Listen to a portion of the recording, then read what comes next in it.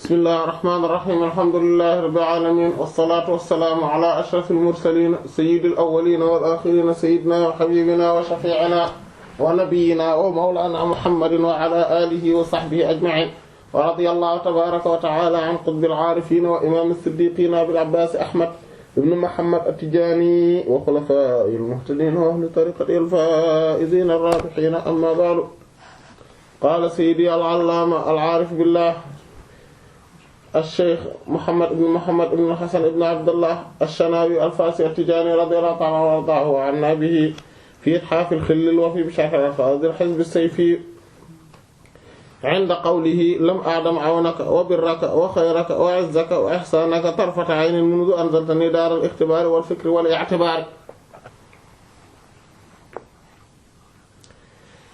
وأشار بهذا قال رضي الله عنه وأشار بهذا إلى أساس السلوك الذي تنبني عليه قواعده أن يجعل السالك معتمد أمره الاستعانة بالله تعالى على ما هو بسبيله ولا يرى حول نفسه ولا قوتها في كثير عمله ولا في قليله فإن إلى آخره.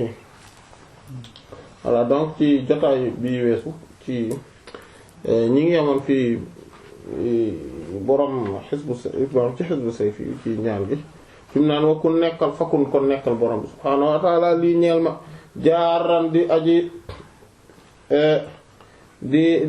di aji aar ma xaadiran di aji teewere ma xafiyan di aji wottu maanaam baax ci man ñeewante ma baaran di aji baax waliyan nekk aji kuy méngoo sama mbir fil umuri ci mbir yi kulla ñoom ñëpp naasiran di aji xool sama mbir bu ba waalal a'da'i ak ci noon yi kullihim ñoom ñëpp naasiran nekkal aji dimbali ma walil xataaya ak ñeel bàkkaar yi maanaam yu maanaam njuumte yu rëy yi wa zunubi ak bàkkaar yi maanaam njuumte dans le sens faute maanaam bàkkaar wa zunubi ak bàkkaar yi kulla ñoom ñëpp kaafiran di aji far wala bokk ci beneen riwaaya maanaam xaafiran di aji jéggale walil uyubi ak ñeel ayib yëpp kullaha ñoom ñëpp saatiran di aji suturaal ma ndax man di lam aadam musuma deñ di koy maanaam musuma ñàkk aw nag sag xettali wa birraka ak sag mbaax wa xayraka ak sag yi wa izzaka ak sag nooteel sag teranga ak nooteel wa ihsaanaka ak sag rafetal tarfata ayni lu toll ni xefat xippi munzul la ko dalee ci bi nga xamante ne anzalta ni wàcce nga ma daaral ixtibaari këru nattu gi wal fikri ak xalam mooy méditation donc l'épreuve méditation wal i'tibaari ak jàngat mooy di mën a tirer ay leçons gisoon nañu ci jotaay bi weesu en fait dañu taxawoon tuuti ci bi ñuy wax affaire ndimbal googu ne sàkku ndimbal gi bi mu naan lam aadam aw naka maanaam musuma deñ di musuma ñàkk dëgg-dëgg li nga xam ne moom mooy aw nag sa ndimbal ndimbal googu lan lay tekki biñ naan maanaam moom mooy maanaam ci iyyaka na'budu wa iyyaka nasta'in maanaam nga xam te ne loolu la dana naan di wax ci iyyaka na'budu wa iyyaka nasta'in donc la fois passée on avait parlé de ce qu'on appelle al-awn, c'est donc l'assistance, donc al-isti'ana qui est la quête ou la recherche de l'assistance auprès d'Allah subhanahu wa ta'ala. Et donc on avait parlé de iyyaka na'budu wa iyyaka nasta'in, donc c'est toi seul qu'on adore, mais et c'est toi seul qu'on demande assistance ou bien qu'on demande aide, assistance, secours. Donc Allah subhanahu wa ta'ala, et que donc on a aussi faire une petite digression sur cela. Bon, pas une petite, une digression large en parlant de Manazilus Sa'irina, voilà, donc qui de ce livre-là et de son charte. Madarijus Salikina bayna manazil iyyaka na'budu wa iyyaka nasta'in de l'imam Ibn Qayyim rahimahullah. Et bon, on a parlé un peu quand même de sa méthodologie, de la grandeur du savant quand même. Et voilà du fait que c'est vraiment un savant et qui est très méthodique et qui a des capacités exceptionnelles et extraordinaires quand il raisonne et quand il traite une question donnée, et que voilà, il a écrit beaucoup de livres, certains livres dont Madarij as-Salikin, qui est un excellent livre, et aussi et surtout sur le tasawwuf, et qui a apporté des explications sur la terminologie des soufis et sur l'importance de certaines de ces terminologies là, de ces notions dont parlent les soufis. Et il a également expliqué ces notions en apportant à l'appui des versets coraniques, des hadiths du prophète sallallahu alayhi wa sallam, et des paroles des salafs, donc des premières générations, des compagnons, des tabi'i, les suivants, et des suivants des suivants, donc des tabi'i radiyallahu ta'ala anil jami'. Et donc il a construit, il a bâti ce livre, en tout cas il a expliqué des notions parfois très difficiles à comprendre auprès du commun. Et voilà, c'est comme si il a facilité le tasawwuf, le soufisme. Voilà, c'est pour cela que c'est rare de voir, ou presque difficile, ou presque inexistant, de voir un livre aussi puissant et aussi simple et aussi détaillé, et en même temps aussi argumenté, hein? Accessible, voilà, accessible, argumenté dans le domaine du soufisme. Et il a parlé aussi bon, on avait parlé de lui et de aussi son autre livre, la Zadul Ma'ad fi Hadi Khayril Ibad, qui est un excellent livre. Et d'ailleurs, An-Nabhani rahimahullah lui-même a reconnu que ce livre-là n'a pas, c'est-à-dire que c'est un singleton. Voilà, c'est un singleton, c'est un livre unique dans l'histoire de l'islam, et que jamais une autre autorité islamique n'a jamais écrit un livre pareil, un pareil livre qui traite de fond en comble, bon, si on peut s'exprimer ainsi, de hadith, c'est des coutumes, de la tradition du prophète sallallahu alayhi wa sallam. C'est-à-dire que dans chaque situation, il explique que voilà, le prophète sallallahu alayhi wa sallam appliquait telle chose, faisait telle chose dans telle situation, et preuve à l'appui. Voici les hadiths qui en parlent, voici les... Voilà. Et il voilà, en 5 volumes, il a traité de fond en comble cette voilà, c'est un livre extraordinaire. Voilà.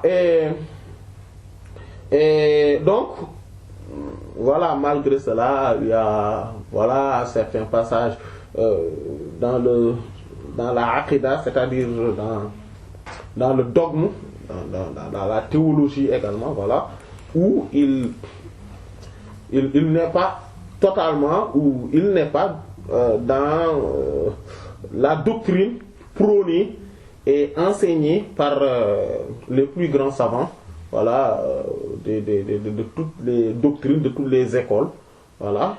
Et lui, comme son maître aussi, Ibn Taymiyyah, et bon, on avait appesanti, on s'était appesanti un peu sur Ibn Taymiyyah. Bon, on a dit que voilà, qu'il y avait des gens qui le vénéraient plus que ce qu'il est, et il y en a d'autres qui ont exagéré dans sa haine et qui ont parfois aussi mal interprété ses propos. Et voilà, pour dire, Ibn Taymiyyah a certes dit des choses qui ne sont pas qui ne vont pas directement en tout cas qui ne sont pas comme le voudrait, voilà, ou bien comme qui ne sont pas conformes, voilà, à ce qu'a enseigné les savants, ou bien tout simplement le prophète, hein, sallallahu alayhi wa sallam, dans la aqidah, donc dans les croyances dogmatiques et dans la théologie. Mais ces propos pourraient être justes, parce que ce qu'il dit là, ce qu'il dit, Ibn Taymiyyah, ce qu'il dit, c'est souvent, et ce qu'on lui reproche, c'est exactement ce que dans la aqidah disent parfois les grands connaissants, les grands arifs. Sauf que Ibn Taymiyyah parle quand il... Peut-être que lui-même aussi, mais on ne sait jamais. Moi, je suis un peu sceptique sur son statut. Voilà, d'ailleurs, quand on en avait parlé des miracles quand même qu'il faisait et des dons qu'on voyait que c'était des dons d'ordre spirituel qu'il avait et voilà et en tout cas c'est un peu compliqué. Bon bref, pour résumer, il ne faut pas exagérer sur la haine contre lui et il ne faut pas non plus exagérer sur la vénération. Voilà. C'était certes un savant et comme le disait Al-Hafiz Ibn Hajar rahimahullah, il disait dans Ad-Durar al-Kamila que c'était quand même savant hors pair. Voilà, il pouvait dire dans une assemblée ce que quiconque autre que lui devrait dire dans plusieurs assemblées et aurait besoin d'un support pour le dire. Voilà. Alors que lui,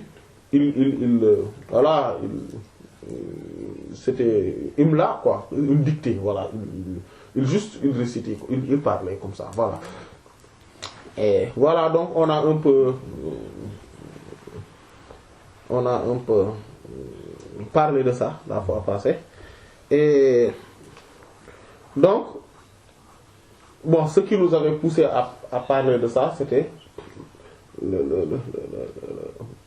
Iyyaka na'budu wa iyyaka nasta'in, et qui est donc le degré c'est-à-dire c'est le noyau de la Fatiha. Non seulement c'est le noyau de la Fatiha, mais aussi c'est par là, c'est à travers Iyyaka na'budu wa iyyaka nasta'in qu'on voit toutes les formules de grandeur et de glorification d'Allah subhanahu wa ta'ala. Allah subhanahu wa ta'ala. D'ailleurs, le mot la ilaha illallah englobe Iyyaka na'budu wa iyyaka nasta'in, ou bien vice versa. On peut dire que Iyyaka na'budu wa iyyaka nasta'in signifie également la ilaha illallah ou la hawla wa la quwwata illa billah, hasbunallahu wa ni'mal wakil, etc. Tous ces mots-là sont contenus dans ce verset-là, Iyyaka na'budu wa iyyaka nasta'in. Et donc toutes les gradations et les évolutions de la spiritualité, les niveaux, les degrés, voilà, sont contenus également dans Iyyaka na'budu wa iyyaka nasta'in. Voilà, d'ailleurs, c'est le but du livre dont on parlait tout à l'heure, Madarijus Salikin. Donc voilà, bayna manazil. Voilà, Iyyaka na'budu wa iyyaka nasta'in. Donc Allah subhanahu wa ta'ala donc nous a inspiré, nous a révélé ce verset-là pour qu'on lui demande strictement l'assistance, voilà, l'assistance et le secours. Donc il dit, donc voilà, fi lay xam ne wa ashara bi hada ila asasul wa ashara, donc voilà, mi ngi junj mais quand je commence à parler c'est un peu compliqué mais bon, on va donc wa ashara, donc il a insinué bi hada, avec cela il a asas suluki, au fondement de as-suluk du cheminement spirituel. allazi mooy bi nga xam ne tanbani ci lay tegu alayhi ci moom qawaa'idu ay fondement. Donc c'est le fondement même du cheminement spirituel, voilà, donc voilà, sur laquelle toutes les règles du cheminement sont bâties. Voilà, donc c'est Iyyaka na'budu wa iyyaka nasta'in, comme on l'a dit tantôt. an yaj'ala te mu def as-saliku aju soobu gi mu'tamada maanaam sukkandiku li muy sukkandikoo ci amri yi ci ay mbiram yépp ak isti'anat moom muy sàkkoo ndimbal billahi ci bur Yàlla ta'ala aji kawe.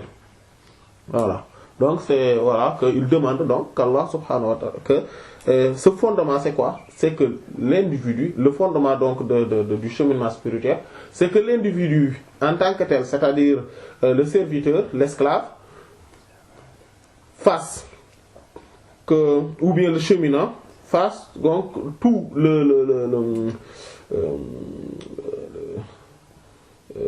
les piliers ou bien là où il se repose, là où il prend le mu'tamad, c'est voilà là où il se repose, l'appoint, voilà l'appui, voilà tout son appui de toutes ces choses puisse être le fait de demander secours à Allah subhanahu wa ta'ala dans toutes choses. C'est ça. Alama huwa ci kaw li nga xamante ne maanaam bi sabilihi mi ngi ci yoonam wala yaraate bu mu gis xawla nafsi yi maanaam xawla pexeb nafsi yi ay boppam bakkanam wala fawqaha du caag wala quwwataha du caageel ak kàttanam. Donc le serviteur aussi donc ne doit pas voir les moyens c'est ni moyen pour lui ni force de son propre ego ou de son propre âme ou bien de soi-même, de son propre être. Il doit voir que, c'est-à-dire que tout son appui, toute sa base sur laquelle il compte doit être Allah subhanahu wa ta'ala et rien qu'Allah subhanahu wa ta'ala. Donc il doit compter strictement sur Allah subhanahu wa ta'ala et doit se départir, doit abandonner tout ce qui est relatif à son âme, à la force de son âme, ou aux moyens, ou tout simplement aux astuces, aux ruses de son âme. Il ne peut pas, lui-même, il ne peut pas cheminer si Allah, que si et seulement si il compte sur Allah subhanahu wa ta'ala exclusivement et strictement. Voilà, c'est ce que cela signifie. Voilà. Donc, il ne doit pas donc wala yara hawla nafsihi wala quwwataha fi kathirin min amalihi, donc sur toute chose, dans la plupart, fi kathirin, donc dans la pluralité, dans nombreux amali de ses actes. Wala fi qalilihi, ni dans le petit nombre de ses actes également. C'est-à-dire donc que ça soit de beaucoup d'actes ou peu d'actes, il doit compter que sur Allah subhanahu wa ta'ala strictement et exclusivement. Voilà.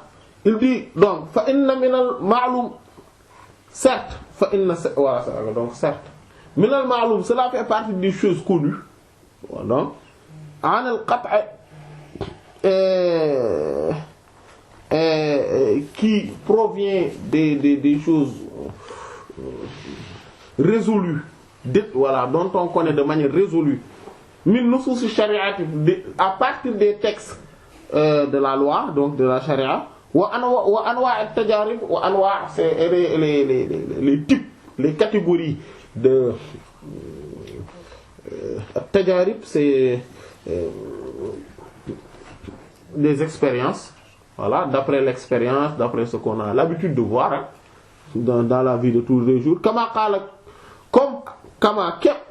qala a dit Sayyidi Ibn Abbad, c'est Ar-Randi rahimahullah, donc dans le Sharh des Hikam, voilà. Anna, c'est-à-dire que, donc, c'est quoi? Qu'est-ce qui est connu de manière résolue, de manière sûre, établie à partir des textes de la loi et à partir de l'expérience aussi, hein, de l'expérience des cheminants, voilà, des maîtres, etc. Et il dit que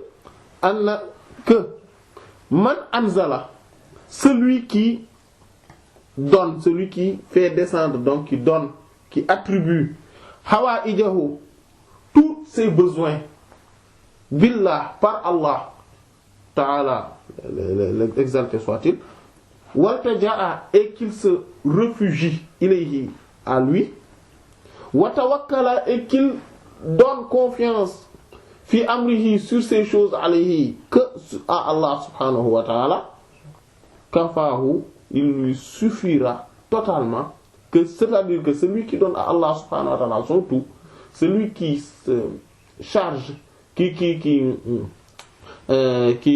prend tous ses besoins, tous ses problèmes, tous ses soucis, il le donne, il dit que bon, moi je vais attaquer telle chose ou bien je veux telle chose, mais je vais m'appuyer que sur Allah. je vais m'appuyer que sur Allah subhanahu wa ta'ala, et que je vais faire que mon seul refuge soit Allah subhanahu wa ta'ala, et qu'il lui confie totalement toutes ces choses, toutes ces affaires, Allah subhanahu wa ta'ala l'aurait suffi largement et le préservera ou bien le donnera jusqu'à ce qu'il soit satisfait,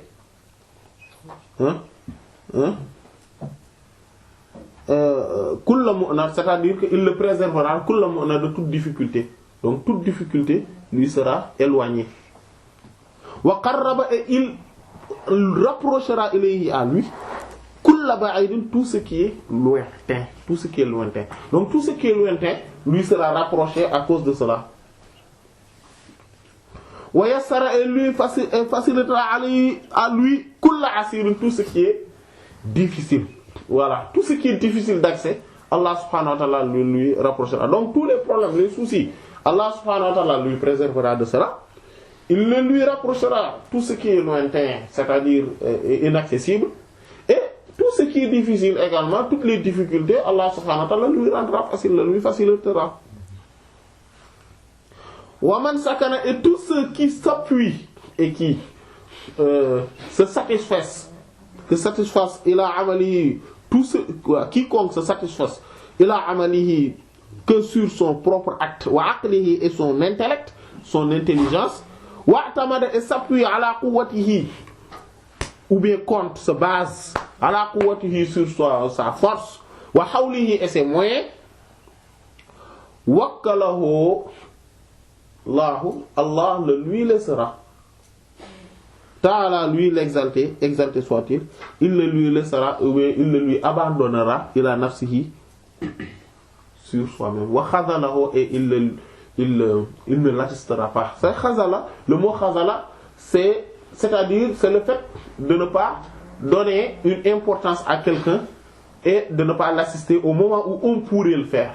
C'est ça khazala. Voilà, donc je sais pas c'est quel est le mot le plus approprié, hein? Négliger. Non, pas négliger, parce que si le mot de non, pas négliger, mais l'abandonner à soi-même. Voilà. Et Allah subhanahu wa ta'ala l'abandonnerait voilà, à soi-même. Wa harramahu, et le lui privera. Allah subhanahu wa ta'ala lui privera tawfiqahu, sa conformité. Le fait qu'Allah subhanahu wa ta'ala pouvait lui mettre en conformité avec ce qu'il voulait, Allah subhanahu wa ta'ala lui privera aussi également cela. Voilà. Donc il n'aura pas cette assistance d'Allah subhanahu wa ta'ala. Wa ahmalahu, voilà, et donc il en fait ahmala, c'est comme on dit en wolof, boyal, c'est-à-dire il le laissera, il l'abandonnera, voilà. Falam tanjah, donc il ne réussira jamais, c'est pour ça qu'il dit lam tanjah, donc il ne réussira pas du tout, jamais, matlabahu, sa quête, ce qu'il cherchait. Walam tatayassar, et ne sera pas facile à lui, ma'aribahu, ses vœux, voilà, c'est ce qu'il voulait et ce qu'il cherchait. Donc voilà, intaha, et c'est là où s'arrête la parole de Ibn Abbas rahimahullah. Voilà, donc qu'est-ce qu'il a dit? Il a dit que celui qui se confie à Allah subhanahu wa ta'ala, et c'est connu. Ça, c'est le texte coranique. Wa man yatawakkal 'ala Allah fa huwa hasbuh. Celui qui se confie à Allah subhanahu wa ta'ala, Allah lui suffira lui-même. Voilà. Wa man yatawakkal 'ala Allah yaj'al lahu min amrihi yusra. Celui qui se confie à Allah subhanahu wa ta'ala, Allah lui facilitera donc ses affaires, c'est toutes choses. Voilà. Et donc celui qui se bon, maintenant il y a aussi plusieurs hadiths qui en parlent du fait de l'importance du fait de s'appuyer, de se baser que sur Allah subhanahu wa ta'ala et de se confier à Allah subhanahu wa ta'ala. D'ailleurs, c'est ce qui fait que le mot la hawla wa la quwwata illa billah, donc il n'y a aucune force, c'est-à-dire il y a hawla, c'est moyen, donc je n'ai pas de moyen à échapper des mauvaises choses, des mauvais tours, des ruses de Satan, de mon nafs, de mon ego, etc. Donc je n'ai aucun moyen à échapper de cela. Je n'ai aucun moyen à se démunir ou à enlever de moi mes mauvais caractères et mes voilà, je n'ai aucun moyen. Voilà. Donc ça et d'abandonner et de délaisser les péchés qui sont attachés à moi. Parce que parfois l'être humain est dans une condition ou dans des conditions où il n'a pas de moyen, mais aucun moyen à s'isoler de ses péchés. Voilà. C'est comme si ces péchés sont des boules de fer lourdes qui sont attachées sur son cou. Il ne peut pas, en fait, il ne peut pas l'abandonner. Il ne peut pas dire que oui, moi maintenant je sais que je fais tel péché, c'est pas bien, bon c'est pas grave. Comme c'est pas bien, maintenant je le sais, je vais laisser. C'est pas, les choses ne sont pas aussi simples que ça. Et ça, ce que je dis là, tout le monde le sait. Hein? Voilà, voilà, ce n'est pas une chose facile d'abandonner les péchés comme ça. Et là, et ce sentiment-là, le fait de sentir qu'on n'a pas de moyens, illa billah, c'est-à-dire qu'à part si on prend comme soutien Allah, c'est-à-dire qu'on si aujourd'hui Allah subhanahu wa ta'ala a fait que je me suis débarrassé, voilà, de mes péchés ou de mes mauvais caractères que j'avais, c'est Allah qui l'a fait, mais c'est pas moi, c'est par Allah que je l'ai fait, mais ce n'est pas par moi-même, voilà. Et la quwwat également, donc je n'ai pas de moyens, mais aussi je n'ai pas la force. La quwwat, donc c'est la force d'acquérir des bons comportements, la force d'accéder à un certain niveau spirituel, la force de conquérir quoi que ce soit que illa billah, que par Allah. Voilà, c'est ce que c'est.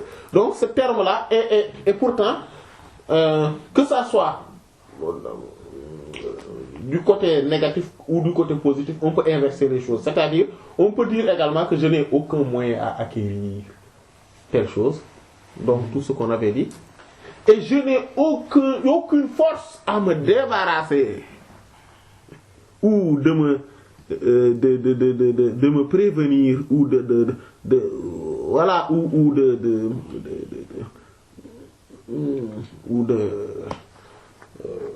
de se défendre. Voilà, je n'ai aucune force également de se défendre de tout ce qui est mauvais là, de tous ces mots là, que par Allah.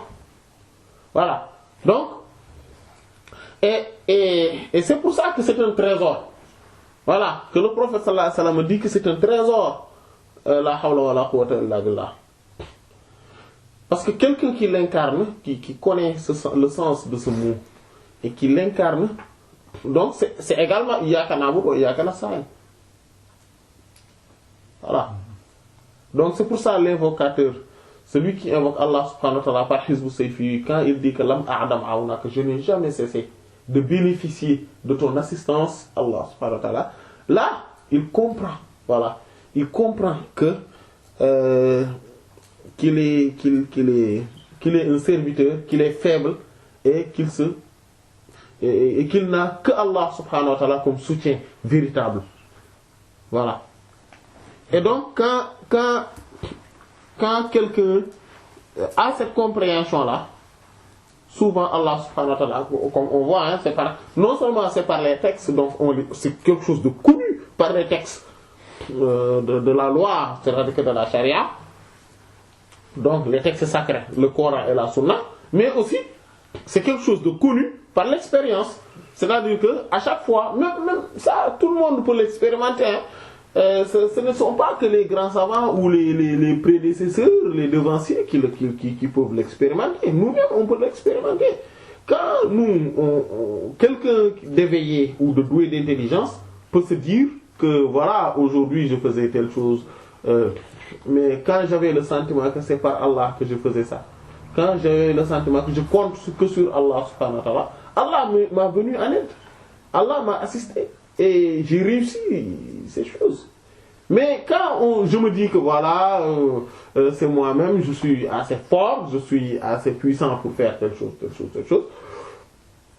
parfois on le réussit parce que naturellement Allah subhanahu wa ta'ala fait les choses de cette manière-là. Voilà, par exemple, à chaque fois que je me lève, je vais, par exemple, le fait que je me lève, je marche quelque part pour aller faire mes ablutions, par exemple. Ça, ce sont des choses qui, naturellement, je le fais. Mais ce naturellement-là, en fait, ce ne sont pas des choses anodines. C'est Allah subhanahu wa ta'ala qui m'assiste et qui m'a donné cette force de le faire. Et qui m'a donné les capacités de le faire. Voilà. Et ça, maintenant, l'insouciant, c'est là où il y a une différence entre le connaissant et l'insouciant. C'est-à-dire le connaissant qui est appelé dans la hikmah, dans la parole de sagesse, qui est appelé comme al-aqil. Donc le doué de raison. Voilà. Et c'est le connaissant. Le doué de raison, l'éveillé. Il dit que l'insouciant, quand il se lève, il déroule son programme. Donc il dit, voilà, qu'est-ce que je vais faire aujourd'hui. Alors que le doué de raison, c'est-à-dire le connaissant, lui, il voit toujours Allah derrière. Donc il attend de voir ce que Allah fait de lui. Voilà. C'est pour ça les compagnons, radiyallahu ta'ala anhum, quand on voit dans les hadiths, ils disent que je suis allé à la mosquée et j'ai fait le nombre de rakats qu'Allah avait décrété sur moi. Voilà, c'est comme ça qu'ils parlaient. Pas je suis allé, j'ai fait 2 rakats. Comme nous on dit, oui, je vais faire 2 rakats. Non, eux ils disent, je fais le nombre de rakats qu'Allah a décrété sur moi. Allah. C'est la sagesse. Voilà. C'est ça le fait d'être éveillé, de voir Allah subhanahu wa ta'ala agir à travers toutes choses. C'est pour cela que la croyance ou la foi au destin est un pilier important de la foi. Voilà. C'est pour ça parmi les 6 là, la foi au destin est un pilier mais très important. Et le fait d'avoir foi à ce destin-là est la clé du cheminement. Et la clé du cheminement. Quelqu'un qui n'a pas cette foi-là, qui ne prend pas conscience au destin, n'a pas la clé pour pouvoir cheminer vers Allah subhanahu wa ta'ala. Parce que déjà pour se débarrasser des méfaits et des vices, voilà, des vices, il faut avoir cette croyance au destin. Voilà. Par exemple, quelqu'un qui croit au destin, c'est-à-dire que c'est... En fait, c'est quoi croire au destin? Croire au destin, c'est croire que, c'est-à-dire avoir la ferme conviction que c'est Allah subhanahu wa ta'ala qui agit à travers tout. Et qui décrète tout. Et donc, ce que je suis, et ce que j'ai, et ce qui me manque, c'est parce que c'est Allah subhanahu wa ta'ala qui l'a voulu ainsi. Et qui l'a décrété ainsi. C'est pour cela que les choses se sont passées ainsi. C'est ça, croire au destin. Et donc, qu'est-ce que cela veut dire? Qu'est-ce que cela implique? Cela implique le fait que, quand moi je dis que je crois au destin, cela implique en moi, c'est-à-dire que, ou bien plutôt, les conséquences sur moi, c'est que par exemple, je ne vais plus associer Allah subhanahu wa ta'ala à quoi que ce soit, ni par la foi, ni par son degré, donc son unicité, le fait qu'il soit unique, qu'il soit singulier, qu'il soit au-dessus de tout le monde. Je ne peux pas avoir cet associationnisme. Pourquoi? Parce que je crois que c'est lui seul qui décide de tout. Et c'est lui là qui prend toutes les décisions, sans même l'avis de personne. mais c'est celui-là qui est au-dessus de tout le monde. Et celui qui fait tout. Celui qui... etc. Voilà. Non seulement donc je ne vais pas l'associer à quiconque, mais aussi je ne vais pas avoir des vices comme l'orgueil. Parce que pour être orgueilleux, il faut se sentir une force de soi et une décision, une capacité qui vient de soi-même. Mais quand on sait que on n'a pas de capacité intrinsèque en nous, voilà, c'est que Allah subhanahu wa ta'ala qui agit à travers nous, ou bien qui décide ce dont qu'on va acquérir et ce qui va nous manquer. À jamais on sera exempt de ça, ou on aura ça, ou etc. Ça, si on le sait de manière claire et sûre, de manière pertinente, voilà, c'est ça, cela nous débarrassera, voilà, de l'orgueil, et on ne va jamais se voir supérieur à quiconque. Pourquoi?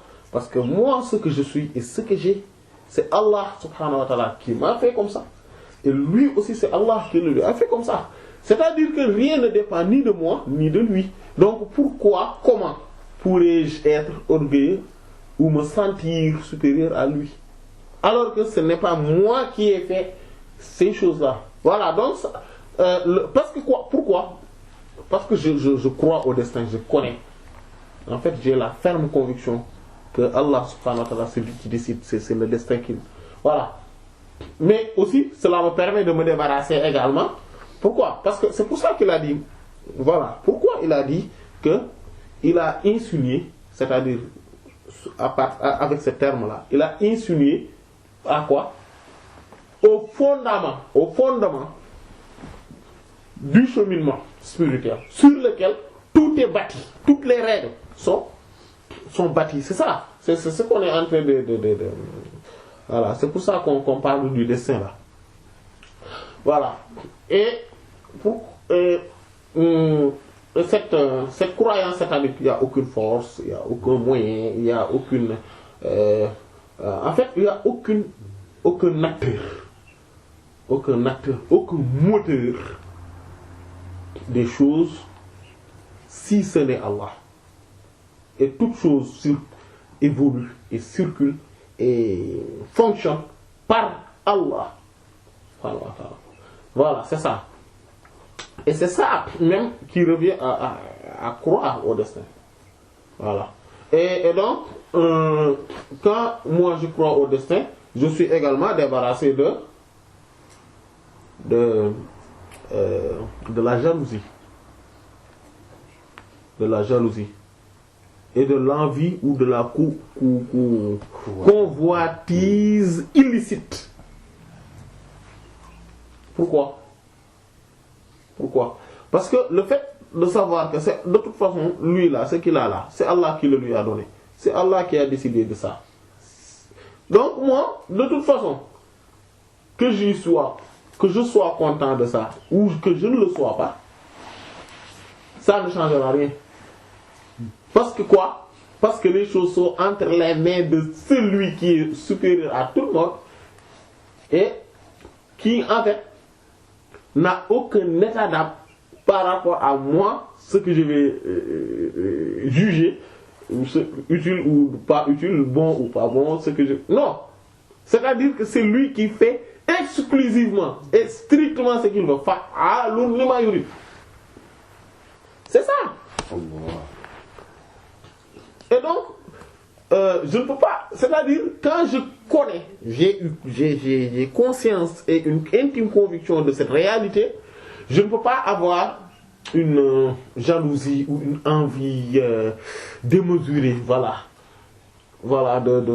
ou une convoitise illicite des choses. Je ne peux pas l'avoir. Et ça, donc, je suis en train de me débarrasser de mes vices à travers cette croyance. Et également, quand je crois que c'est-à-dire qu'au destin, donc à ce destin-là, je n'ai pas aussi l'auto-émerveillement. C'est-à-dire, que je ne vais pas me dire ouais, machallah, moi je suis comme ça, je suis bien, mon cœur est bon, je suis très gentil, je suis voilà, j'ai telle capacité, voilà, j'ai de la force, je suis un grand scientifique, je suis un grand savant, je suis non. Pourquoi? Parce que moi, je vais toujours avoir peur aussi d'ailleurs. Au lieu de ça, j'ai le contraire. Je me dis que à l'instant là où on est, Allah subhanahu wa ta'ala a décidé de moi de ça. C'est-à-dire que de celui-là que je suis là, le Mustafa là que je suis là. C'est Allah qui en a décidé à l'instant là. Mais comme c'est à lui qui appartient, c'est qu'à lui appartiennent les décisions. Eh bien, je ne sais pas, dans 2 secondes, qu'est-ce que je serai? Voilà. Et Allah subhanahu wa ta'ala, mais change les situations, tourne les choses comme il veut, mais de manière spectaculaire. Spectaculaire. Que ça soit dans le zahir comme dans le batin, c'est-à-dire dans le monde du commun, comme dans le monde de l'élite. Vous connaissez DSK? DSK. Il était le président des présidents, c'est-à-dire le patron des présidents, FMI, au FMI. Mais en un clin d'œil. C'est-à-dire entre le moment où il était là-haut, au sommet du monde, prendre presque toutes les décisions dans tous les pays du monde, ce qui est relatif à leur économie et à leur politique économique, etc. Il est descendu, mais en un clin d'œil, jusqu'à être emprisonné avec les plus grands délinquants. Dans le prison le moins considéré. C'est-à-dire que en fait c'est extraordinaire ça. Comment Allah subhanahu wa ta'ala est capable de faire bousculer les choses. Imaginez-vous, voilà, et ça on le voit dans toutes choses, hein. On voit quelqu'un, un grand patron, etc. Mais en un clin d'œil, il est limogé. Et il est redevenu comme monsieur tout le monde, ou même pire. Voilà, habiter dans un village, etc., tout ça, mais on le voit souvent, surtout dans les sociétés occidentales là. On voit quelqu'un avec, voilà, une fortune mais extraordinaire. Quelques moments après, parce qu'il a divorcé avec sa femme, ou bien que sa femme l'a mis à la porte là, d'ailleurs, il est mis à la porte, mais il est devenu SDF à vie. Non mais c'est vrai, on en a vu ça. Mais ce sont des choses, parce que tout simplement, en fait c'est pour dire, et comme cela existe dans le domaine du zahir là, cela existe également dans le domaine du batin là, c'est-à-dire dans l'évolution spirituelle aussi. Quelqu'un peut être extrêmement haut et être déchu. Voilà, et détruit totalement. Et souvent, pour cause d'une simple chose, d'une petite chose, d'un regard malsain vis-à-vis d'une créature d'Allah subhanahu wa ta'ala, qu'il a minimisé. Alors qu'Allah subhanahu wa ta'ala avait confiné en cette créature-là beaucoup de ses secrets. Voilà. On peut être très haut et descendre extrêmement bas parce qu'on a minimisé, parce qu'on a un petit regard de mépris envers un élu d'Allah subhanahu wa ta'ala qui est comme le commun dans son apparence. Voilà. Oui. Oui. Parce que dans chaque créature, Allah subhanahu wa ta'ala a confiné, a dissimulé des secrets. Raison pour laquelle elle a été créée. Raison pour laquelle elle existe. cette créature. Raison pour laquelle Allah subhanahu wa ta'ala l'a laissé sur terre. S'il n'y avait pas ce secret-là en lui, c'est-à-dire cet individu, mais Allah subhanahu wa ta'ala ne l'aurait pas laissé sur terre. Ça, il faut le savoir.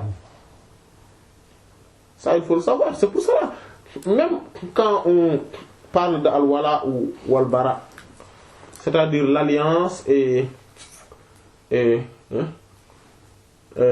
l'alliance et le contraire là. Al-bara, c'est le fait de désaveu. Voilà, le désaveu. Il faut bien savoir les limites de chaque chose. Voilà. Il faut bien savoir les limites de chaque chose. Voilà. Mais beaucoup, surtout parmi les communs, ne savent pas. Bon, quand je dis parmi les communs, je ne veux pas dire. Je veux parler de ceux qui ne sont pas des connaissants. Hein. Voilà. Et ils ne savent pas distinguer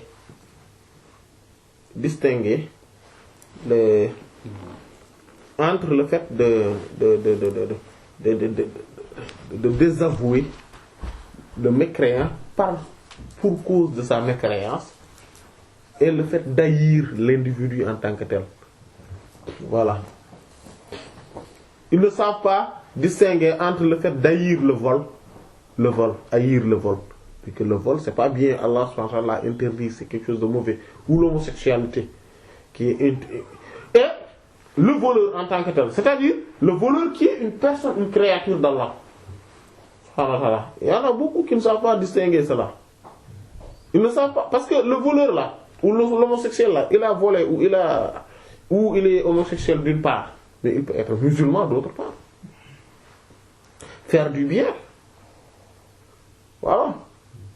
Donc, ce n'est pas l'essence qu'on doit haïr, mais le comportement. Voilà. Le vice qu'on doit haïr. Et ça, ce sont des choses que beaucoup ne savent pas distinguer. Et c'est vrai que c'est un peu difficile à distinguer, mais il suffit juste de délimiter cela. C'est-à-dire que voilà, c'est quelqu'un de... Parce que l'essence de même le mécréant, son essence ne change pas quand il devient musulman. Il ne va pas... Voilà, on le voit comme ça. Quand il devient musulman, il est encore comme ça. Donc, ce n'est pas par essence qu'il est mauvais. Cette mécréance-là est venue après. Mais c'est vrai qu'il peut détruire, c'est-à-dire qu'il peut altérer tout son être après. Voilà. Mais il faut faire la distinction, en tout cas, entre cela. Donc, le fait que j'ai la foi au destin me permet de ne pas me voir supérieur aux autres, de ne pas même m'émerveiller. Voilà. Voilà. Et c'est très facile maintenant, surtout de nos jours, de s'auto-émerveiller là.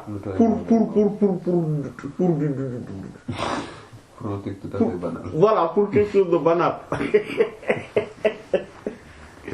Oui. Chaque personne que tu prends, il se prend pour un élite. Mais, tu sais, surtout nous les là, les Wolofs là. Nous on est comme ça, hein. Tu vois, quelqu'un qui... Non mais c'est vrai. Chacun là se prend pour quelqu'un d'extraordinaire, sauf que non, les gens ne me connaissent pas, mais bah, c'est bon. Yallah. Oui, mashallah. Non mais c'est vrai. Je suis un grand quelqu'un. Alors que non, il faut toujours se considérer comme étant un serviteur, tout simplement, un esclave. Voilà. De toute façon, comme on le disait tantôt, maintenant là, les titres là, ça n'ont aucune valeur juridique. De toute façon, c'est connu. Les titres là, les titres honorifiques là, même le grand connaissant, le grand maître, le wali kamil, tout ça. Je ne parle pas des mots comme cheikh, le serigne. Non, je ne parle pas de ça. mais juste le grand non mais Qutb c'est quelque chose quand même de plus élevé. Mais par exemple quand on parlait par exemple de oui le grand savant, le grand connaissant, le grand wali, tout ça n'a aucune valeur juridique à notre époque. Parce que on peut le dire à quiconque. On peut l'attribuer ces titres-là à quiconque. Voilà. Quand on parle oui le cheikh, etc. En fait n'importe qui est cheikh maintenant. Tout le monde est appelé cheikh. Ça n'a aucune valeur en fait. Alors qu'avant c'était des mots lourds de sens. Oui, c'était des mots lourds de sens, certes. Mais c'était des mots lourds de sens. Mais qui étaient attribués à ceux qui le méritaient. Maintenant, ce sont des mots qu'on attribue à n'importe qui. Voilà, du commun. Voilà, de la masse populaire. Voilà, croyante et même parfois mécroyante. Hein. Oui, parce que maintenant là, quand on parle, on dit. D'ailleurs, c'est pour ça que les gens du bas monde, de ce bas monde, ont pris ces titres-là. Oui, ont pris ces titres-là. Nous, mais va dans la rue là, où tu entends le mot cheikh, c'est-à-dire le cheikh. Va dans la rue, tu entends le mot cheikh, telle chose, le cheikh là. Mais on va pas parler de quelqu'un qui est croyant, parfois. C'est quelqu'un qui dit des énormités dans la croyance, dans la foi. C'est quelqu'un qui n'est presque rien. D'ailleurs, on peut même douter de son caractère, de son statut de musulman. Et le fait même de douter de son statut de musulman est problématique. On doit être assuré de son statut de mécréant, vu ses propos. Qui se considère comme Allah, ou bien qui dit que telle personne c'est Allah, ou bien etc. des choses comme ça. Mais c'est vrai, c'est ça la réalité. Mais c'est vrai. Nous maintenant on dit, tu sais, c'est pour ça que moi, je n'aime pas donner ce titre-là à quiconque. C'est pour ça que quand on parle de certaines personnes, là, moi je dis juste le nom, hein. Juste son nom. Comme j'aurais dit le nom de n'importe qui aussi. Pourquoi? Parce que je ne peux pas considérer une telle personne, monsieur tel, comme étant un cheikh ou sëriñ di. Non, je ne peux pas. Mais quelle que soit sa généalogie, quelle que soit sa généalogie, ou quelle que soit sa... Parce que nous maintenant, surtout dans notre société sénégalaise, le cheikh, c'est le fils d'un cheikh. Alors que c'est pas comme ça. Le médecin n'est pas le fils du médecin. C'est le fait que ce soit héréditaire. Voilà. Le menuisier n'est pas le fils du menuisier. L'informaticien est comme ça. Mais pourquoi le cheikh est le fils du cheikh? Voilà.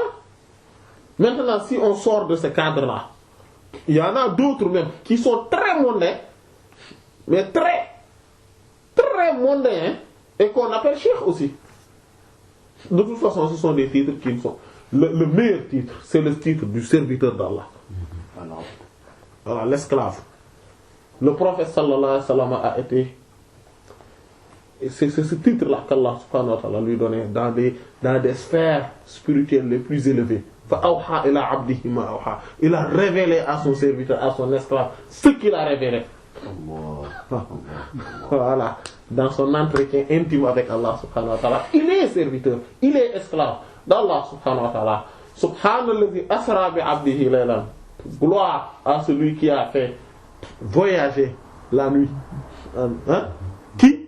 Son serviteur. Voilà. Voilà. Tabarakalladhi nazzala al-furqana ala abdihi. Béni celui qui. Et béni celui qui, quoi? Hein? Ou béni, voilà, soit-il. Celui qui a fait descendre sur son esclave, son serviteur. Voilà, c'est ça le titre qu'il faut. Voilà, un esclave nécessiteux. Et voilà, le plus nécessiteux possible. Voilà. le plus nécessaire possible. C'est pour ça, regarde Cheikh Hadj Malick Sy radiyallahu anhu, il dit Rabbun tabaraka aw Rabbun taqaddas aw Rabbun ta'ala Allah radiyallahu lui il dit, c'est-à-dire donc il dit Allah subhanahu qui est le Seigneur, qui est d'une bénédiction exceptionnelle, tabarak, ou bien si tu veux on va lui donner un autre attribut, on dit que c'est le Seigneur Rabbun taqaddasa qui est sanctifié de la manière la plus sublime, aw Rabbun ta'ala, et ou bien si tu veux on va dire que c'est un Seigneur, un maître qui est exalté de la manière la plus magnifique. Voilà. Qui est très haut. C'est mon Seigneur Allah. Et moi je suis abdun, zalilun, faqirun, khashi'un, wajilun, zu jaza'in, asifun yallah yallah. Allah. Allah. Tu vois? Un serviteur, un esclave. Minime. C'est-à-dire zalil, insignifiant. Minime. Voilà, même méprisable à la rigueur. Zalil, faqir, pauvre, khashi'a, avec une crainte, une peur, wajil, un sentiment de tristesse, d'inquiétude. Voilà, zu jaza', avec une faiblesse extraordinaire. Asifun, qui n'a aucun autre espoir, aucun espoir, aucun espoir, à part Allah bien sûr. Hein?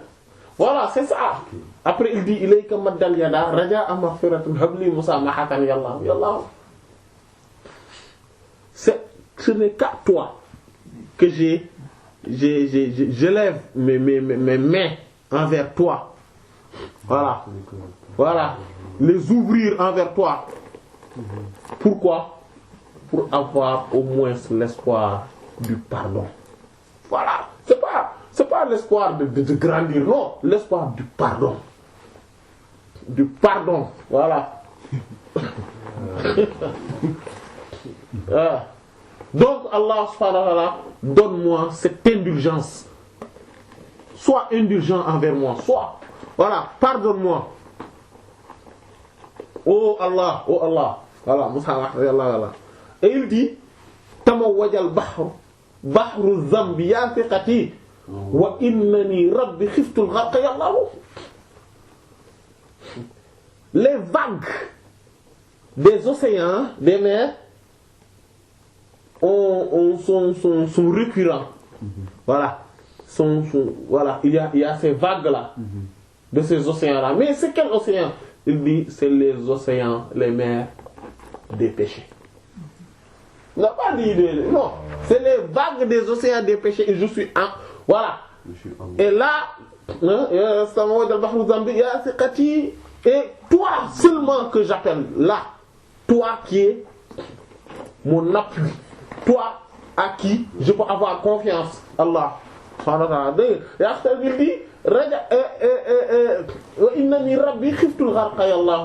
moi, certes, en toute vérité, Allah, vraiment, là, je suis en détresse parce que j'ai peur de sombrer, j'ai peur d'être englouti, d'être noyé. Voilà, je suis là et je risque la noyade. C'est ça que je suis en train de risquer. La noyade dans l'océan de mes péchés, dont les vagues, voilà, sont là, en permanence, récurrentes et fortes. Mais, wa masafinat turja ghayra rahmatika al-uzma al-amimat kull al-khalqi Allah. Et dans cet océan très large des péchés, dont j'ai peur de la noyade parce que je suis englouti, j'ai qu'un espoir. C'est le bateau. Il n'y a aucun bateau de sauvetage dont ton espère dans ces conditions extrêmement difficiles à part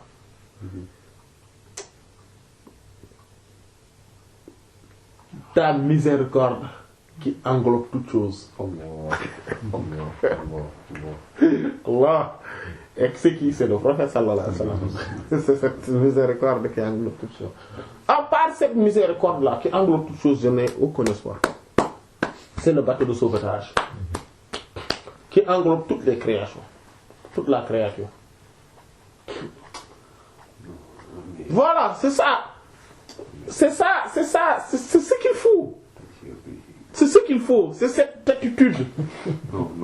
Non, mais c'est ça, c'est cette l'attitude qu'il faut avoir. Mais pas. Et il dit, et donc, quand il parle d'ailleurs, pour revenir sur l'utilité de cette foi au destin, il y a aussi le fait de croire au destin et d'en avoir une ferme conviction me permet également de me débarrasser de ce qu'on appelle ar-riya, c'est-à-dire l'ostentation, le fait que je veux que les gens voient qui je suis, qu'est-ce que je suis capable, je sais ce dont je suis en train de faire, et voilà, l'importance de ce que je dis et ce que je fais.